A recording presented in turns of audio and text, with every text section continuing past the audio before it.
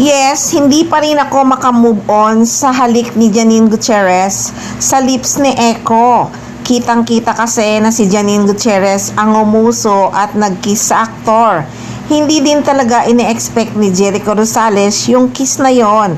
Kaya kitang-kitang kinilig ang aktor. Kahit nga ang mga fans sobra talagang kinilig sa moment na yon. Paulit-ulit talaga nilang pinanood. Very open talaga si Janine Gutierrez sa relasyon nila ni Jericho Rosales. Pag si Jericho Rosales kasi ang nag-kiss sa pisngi lang at yakap lang palagi kay Janine Gutierrez.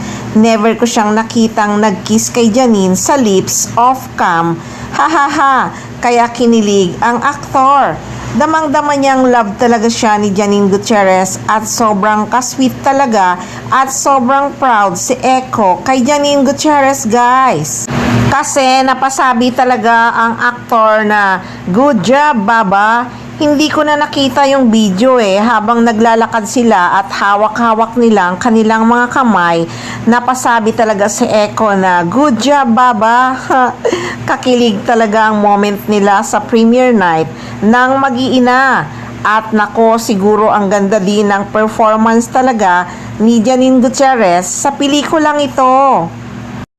Talagang ipinakita at ibinida ni Jericho Rosales ang kanyang suporta at paghanga sa stellar performance at sa Scream Queen transformation ni Janine sa proyektong ito.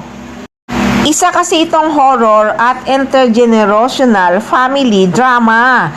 Kaya nga siguro sobrang napahanga si Jericho Rosales sa naging performance ng aktres sa Scream Queen transformation ni Janine sa mag-iina. At napasabi nga ang aktor na good job, Baba. Kasama din dito ni Janine Gutierrez sa stellar cast sina Cherry Pie Picache, Agot Isidro, Jackie Lo Blanco at Lucas Andalio. Umiikot ang istorya na ginagampanan ni Janine Gutierrez sa ika-40 na araw ng pagkamatay ng kanyang ama sa kanilang ancestral home. Bagay na bagay din talaga kay Janine Gutierrez ang mga horror movie, guys, kasi yung mata nga niya, 'di ba?